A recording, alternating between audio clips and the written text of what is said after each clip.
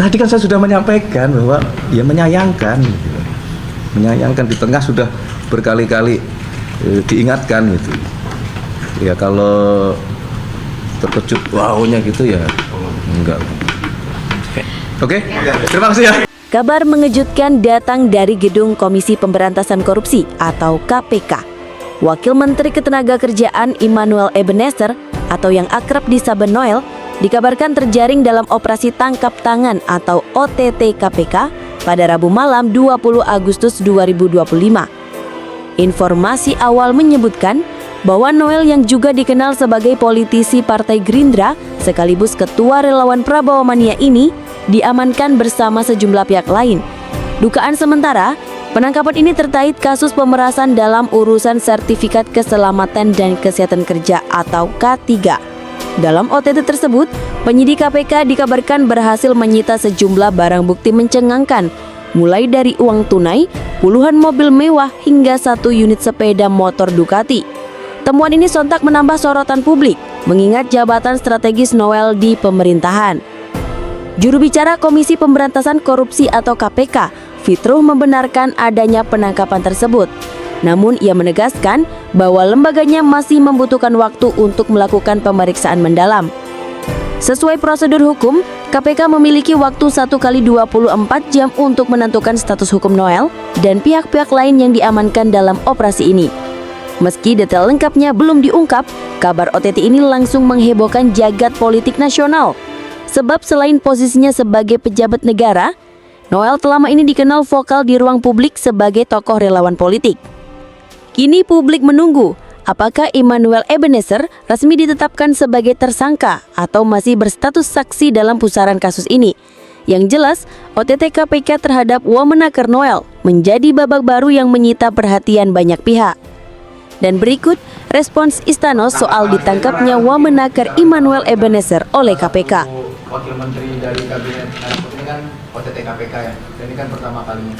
Ini ada tanggapannya Mas? Baik, yang pertama baru saja kami mendapatkan kabar mengenai adanya kegiatan operasi tangkap tangan oleh Komisi Pemberantasan Korupsi. Tentu kami mewakili pemerintah tentu menyampaikan keprihatinan bahwa salah satu anggota kabinet Merah Putih diinformasikan menjadi salah satu yang terkena proses operasi tersebut. Nah, tentu sebagaimana yang berkali-kali diingatkan oleh Bapak Presiden kepada kita semua bahwa kita perlu untuk terus berhati-hati. Semangat kita adalah semangat untuk tidak menyalahgunakan amanah yang diberikan kepada kita semua, dan oleh karena itulah kami menyatakan keprihatinan yang mendalam. Akan tetapi Bapak Presiden sudah mendapatkan laporan dan beliau menyampaikan bahwa itu ranah hukum. Beliau menghormati proses di KPK dan dipersilahkan untuk proses hukum itu dijalankan sebagaimana mestinya. Dan apabila nanti terbukti, maka akan secepatnya dilakukan pergantian. Secara kinerjanya sejauh ini Bang Noel di Kemenaker gimana kalau dari pantauan Presiden?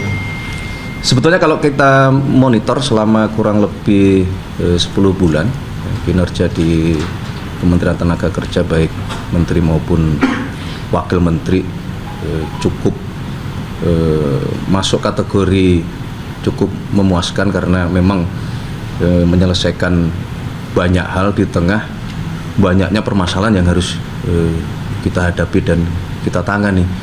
Terutama kemarin salah satu yang paling besar kan adalah berkenaan dengan masalah yang muncul di Seritek. Sebenarnya apa yang dikerjakan di Kementerian Tenaga Kerja juga cukup luar biasa sebenarnya. Terlepas Tapi kan dari, terlepas itu kan mungkin tidak ada kaitannya, tidak ada hubungannya ya.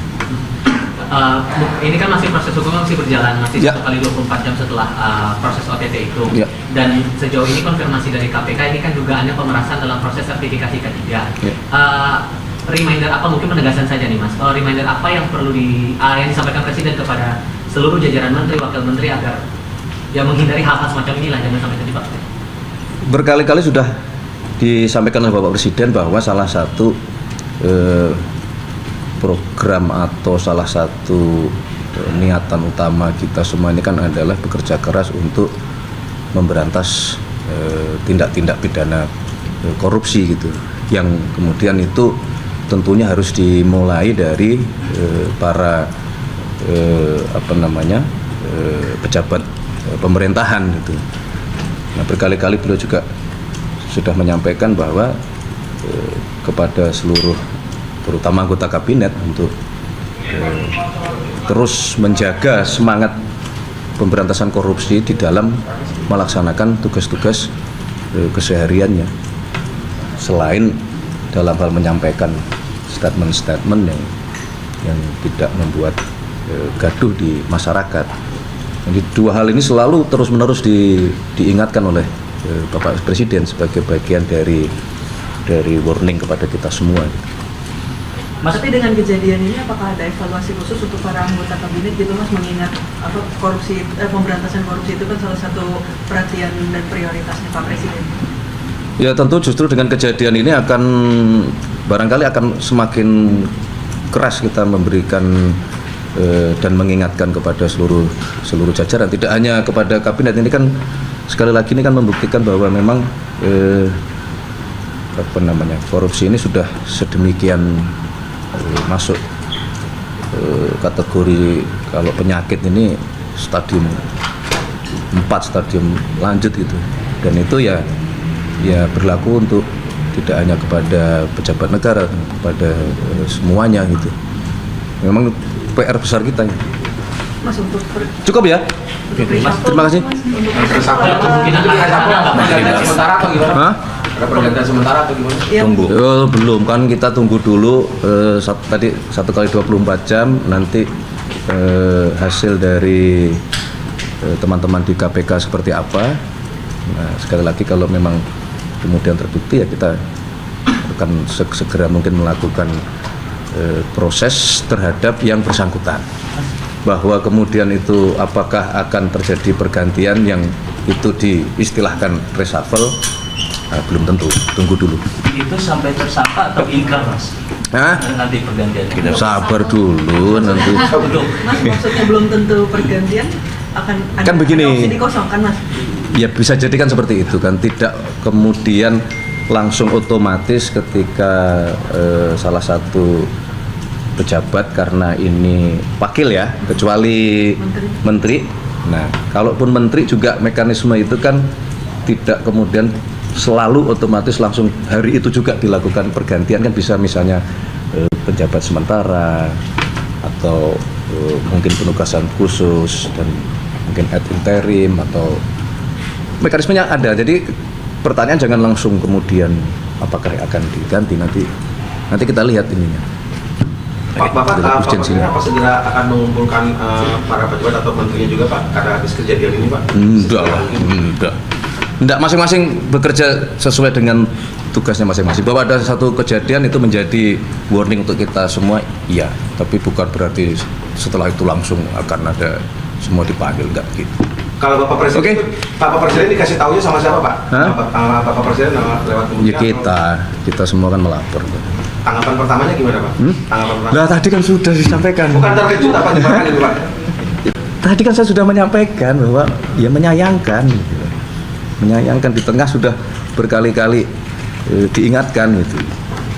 Ya kalau terkejut wownya gitu ya enggak.